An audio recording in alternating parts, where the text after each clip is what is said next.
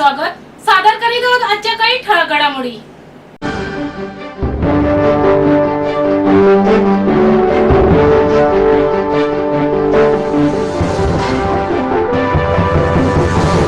बौद्धगया येथील ब्राह्मणांच्या ताब्यात असलेले महाबोधी विहार हे मुक्त करून ते बौद्धांच्या ताब्यात द्यावे या मागणीसाठी ठाणे शहरात बौद्ध भिक्षुकांच्या उपस्थितीत शिव फुले शाहू आंबेडकर अनुयायी मोर्चा नियोजन समितीच्या वतीने विराट मोर्चा काढण्यात आला होता.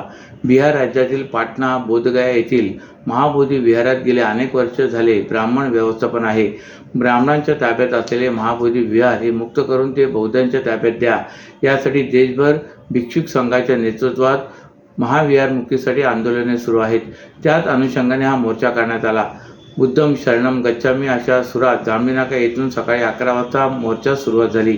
जिल्हाधिकारी कार्यालयासमोर या मोर्चाचा समारोप झाला. या मोर्चात 2 ते 3 हजार लोक सहभागी झाले होते. मोर्चा समितीच्या वतीने भदंत लामा यांच्या नेतृत्वाखाली भिक्षू संघ, नानासाहेब इंदिसे, भास्कर वाघमारे, राजाभाऊ चव्हाण आदीच्या शिष्टमंडळाने राष्ट्रपती, पंतप्रधान आणि बिहारच्या मुख्यमंत्र्यांना निवेदन पाठवण्यात आले. बोधगया महाबोधी विहार 1949चा कायदा त्वरित रद्द करण्यात यावा. बोधगया येथील महाबोधी महाविहाराचे नियंत्रण आंतरराष्ट्रीय बौद्धांना सोबत घेऊन भारतीय बौद्ध भिक्षुकांच्या ताब्यात देण्यात यावे.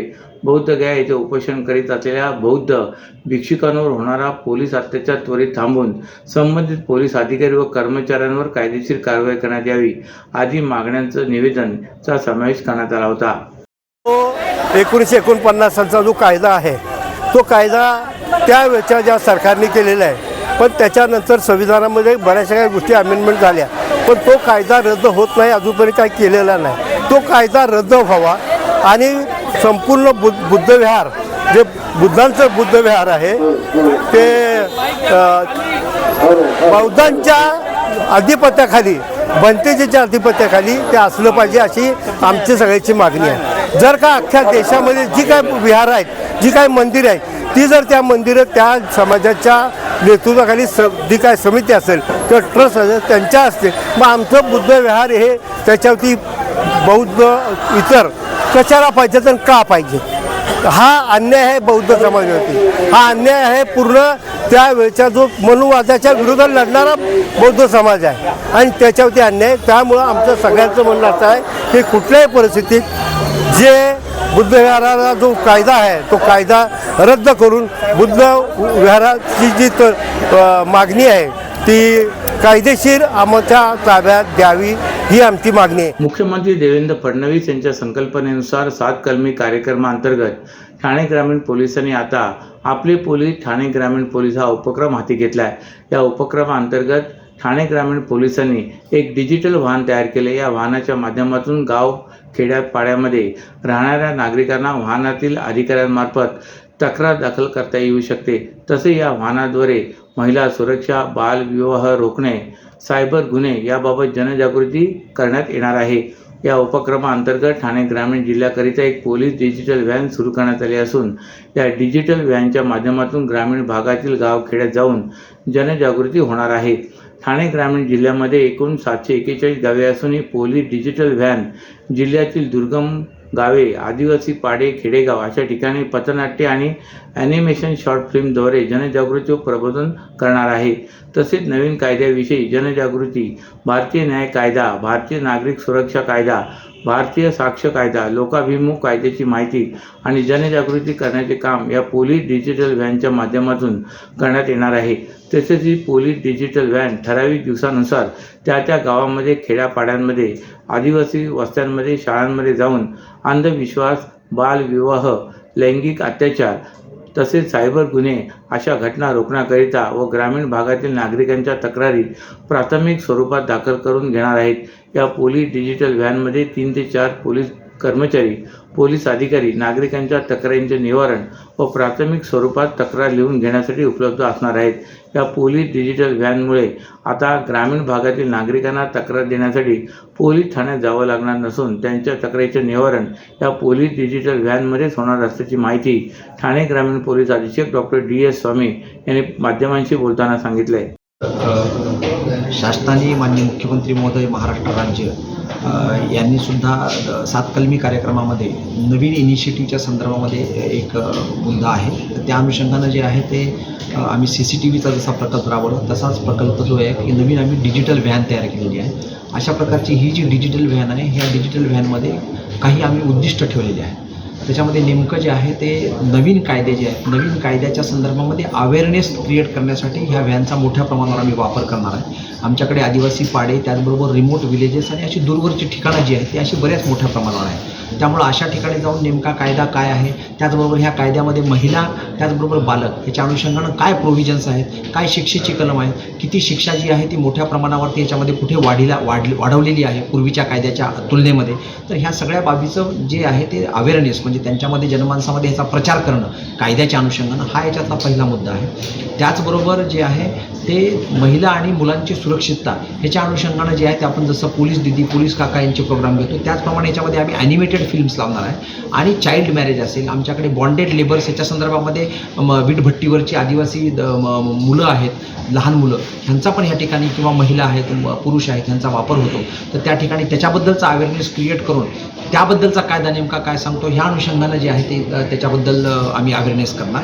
त्याचबरोबर ज्या ठिकाणी जे आहे ते महिला आणि पुरुष याच्या अनुषंगानं जे आहे ते आम्ही त्यांच्यामध्ये तक्रारी असतील काही त्या ग्रामीण भागामधल्या त्या तक्रारीच्या अनुषंगानं जे आहे ते तक्रार निवारण दिन जसं आम्ही शनिवारी पोलीस स्टेशनला घेतो त्याचप्रमाणे हे जे वाहन आहे ते काही गावांमध्ये अशा प्रकारचं वाहन तक्रार निवारण दिनाच्या दिवशीसुद्धा त्या ठिकाणी जाईल आणि तक्रार निवारण करण्यासाठी त्या ठिकाणी ऑफिसर अंमलदारची नेमणूक करण्यात आलेली आहे महिला अंमलदारांची नेमणूक करण्यात आलेली आहे. आणि त्याचबरोबर जे आहे ते काही दूरवरच्या भागामध्ये जर पोलीस स्टेशनला तक्रारी देण्यासाठी कोणी येऊ शकत नसेल तर त्यांची तक्रार पण आपलं पोलीस स्टेशन म्हणून त्याच ठिकाणी घेण्यात येईल. आणि याच्यामधून जे आहे ते जनता आणि पोलिसांमधला जो समन्वय आहे तो चांगला वाढीला लागेल. आणि त्याचबरोबर तक्रारीचं योग्य वेळी निरसन करण्यासाठीचा आम्ही प्रयत्न करू. आणि अवेअरनेस जो आहे तो सोशल अवेअरनेस तो सुद्धा वाढवणं आणि नवीन कायद्याबद्दलचा अवेअरनेस वाढवणं ह्या अनुषंगाने ही जी आहे ती अशा प्रकारची व्हॅन तयार करण्यात आली. नव्या बांधकामात प्रकल्पाचे केंद्र ठरत असलेल्या घोडबंदर भागात बिल्डरांच्या गृहप्रकल्पांना खेटून नाल्याची उभारणी करणे तसेच प्रकल्पांना ना हरकत दाखले देण्यासाठी मलनिस्सारण विभागातील वरिष्ठ अधिकाऱ्यांमध्ये चढाओढ सुरू असल्याचा धक्कादायक प्रकार उघडकीस आला आहे.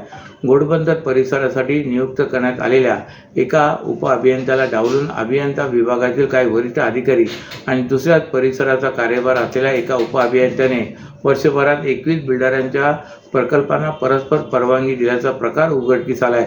घोडबंदर विभागाची जबाबदारी ज्या उपअभियंत्यावर आहे त्याने या संबंधीच्या तक्रारीचा पाढा महापालिका शहर अभियंता विभागाकडे पत्राद्वारे वाचल्याने हा सावळा गोंधळ उघड झाला असून ठाणे महापालिकेत यामुळे आणखीन एक घोटाळा व लेटर बॉम्बमुळे चव्हाट्यावर येण्याची चिन्हे दिसून आली आहेत. ठाणे महापालिका क्षेत्रातील नाल्याची बांधणी करणे विकास प्रस्तावांना ना हरकत तसेच पूर्णत्वाचा दाखला देणे अशी कामे मलनिस्सारण विभागामार्फत करण्यात येतात. या कामासाठी ठाणे महापालिकेने प्रभाग समिती निहाय अभियंत्याची नेमणूक केली. त्यांच्याकडे बिल्डरांचे विकास प्रस्ताव दाखल झाल्यानंतर अटी व शर्तीची पूर्तता केली आहे की नाही याची पाहणी करूनच ना हरकत तसेच पूर्णत्वाचा दाखला देण्याची जबाबदारी असते.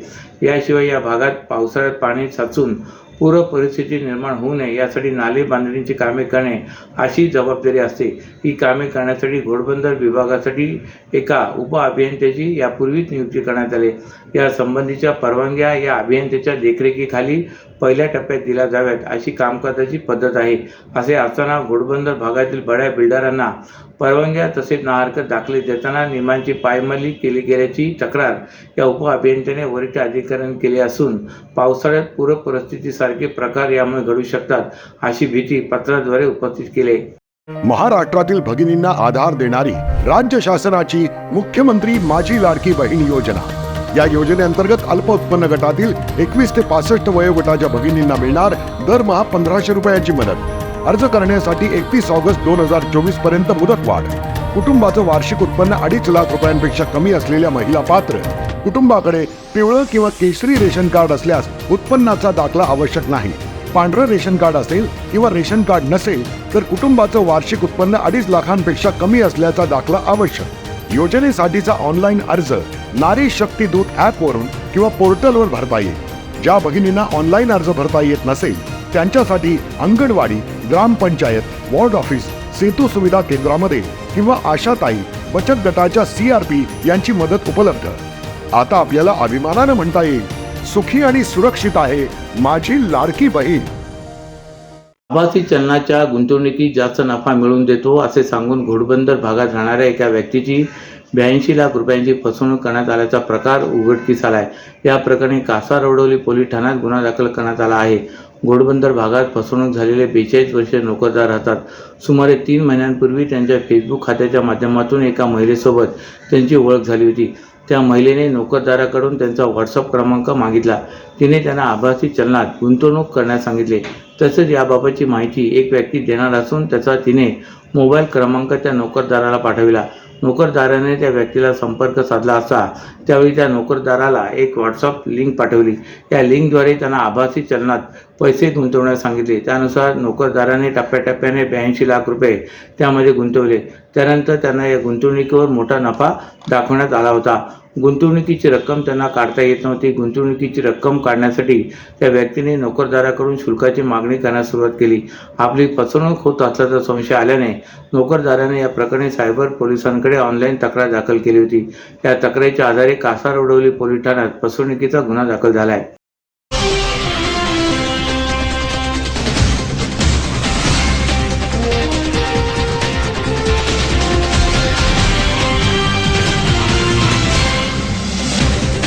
तर या होत्या आजच्या काही ठळक घडामोडी. तर पुन्हा भेटू याच वेळी याच ठिकाणी.